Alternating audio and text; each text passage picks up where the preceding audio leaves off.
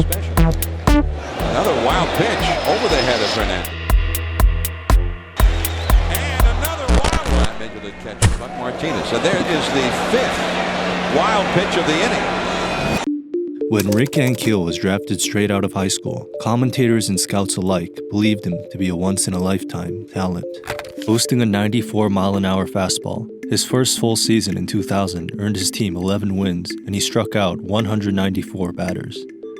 Then, he threw 5 wild pitches in a row, which eventually led him to retire from baseball in 2005, telling his coach, "I can't do this anymore."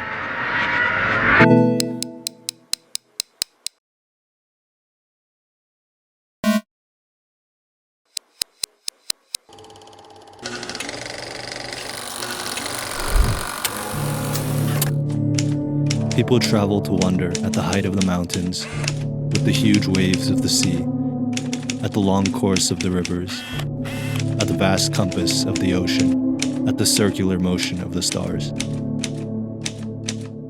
And yet,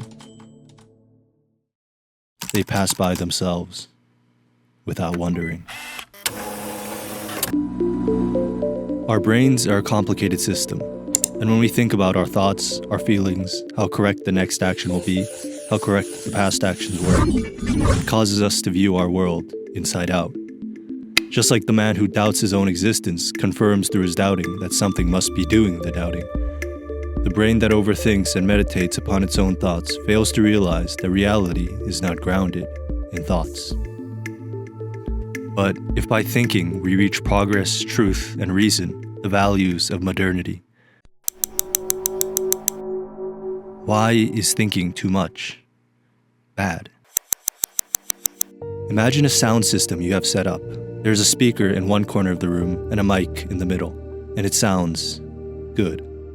But when you start to raise the gain of the mic, the sound from the mic will first play to the speaker, back through the mic, again through the speaker, until you've created a feedback loop. Chatter is the term an award-winning psychologist uses to refer to the cycle of negative thoughts and feelings that turn our capacity for introspection into a vulnerability. There are 2 general types of overthinking. Firstly, there's anxiety, which is a fear of uncertainty. It was said by the father of existentialism that anxiety is the dizziness of freedom. Meaning, the sense of freedom that comes from the near infinite possibilities brings about a type of overthinking. When a child reaches adolescence and realizes out of the millions of possibilities, they can only choose to live one, anxiety is born. While anxiety worries about the future, the other side of the coin is a type of overthinking that stems from your ability to reflect on the past. This is called rumination. Similar to anxiety, rumination stems from the other, better possibilities that we could have chosen, but didn't. An event can quickly turn into regret, and soon regret that you're wasting your time regretting. It quickly becomes obsession. While these 2 types of overthinking are 2 opposite sides of the same coin, they often work together to make your life even more difficult. Oftentimes, this leads to analysis paralysis, the state of considering and weighing possibilities and choices, which in the end suppresses our ability to act by fear of making an error. Ironically, doing this is itself a bad use of time.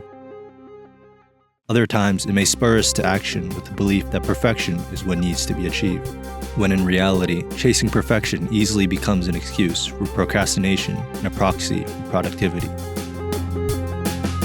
Thinking about thinking to end thinking is a paradox, because by trying to end thinking, you are doing the very thing that you are trying to end.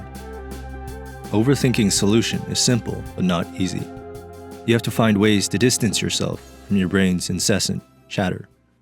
Understanding that you are not your thoughts and reflecting on your negative thoughts by taking a different perspective has proven effective in modern psychology. The other method that is useful is action. Even seemingly insignificant actions, like taking a walk, can be the catalyst for greater motivation and inspiration to stop overthinking. It is generally accepted that if the body is tired, you look to the mind to keep you going. This is how people, even in the harshest conditions, find strength to move forward.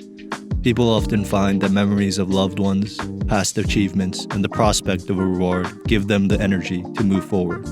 However, we often forget that the reverse is also true. If the mind is tired, we can look to the body. The solution to end thinking is to stop thinking and start acting.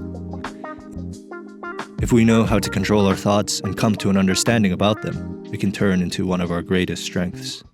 Rick Ankiel, after his retirement from pitching, returned to the major leagues as an outfielder, making plays like this. This ball to center field, playable for Ankiel. Tavares will tag. And Rick's got a great eye to double up. Rick Ankiel. He did this, all the while combating the voice inside his head in front of thousands of fans. Instead of being anxious and worrying about our fears, we should rather define them. The author Tim Ferriss calls this fear setting, asking ourselves what happens if we evaluate the cost of inaction, watching opportunities, dreams, friends, and family slowly fall apart and our lives closely following behind. But when we put shame and anxiety into the light, it becomes a lot less terrifying. And when we understand the consequences of inaction, we can start to see how our thoughts lead us astray from fulfillment and joy into a slow, methodical poison that makes our lives slowly waste away. Because in life, there are two kinds of pain. One is momentary, blunt, and in our face, and the other is easy, toxic, and threatens our being existentially.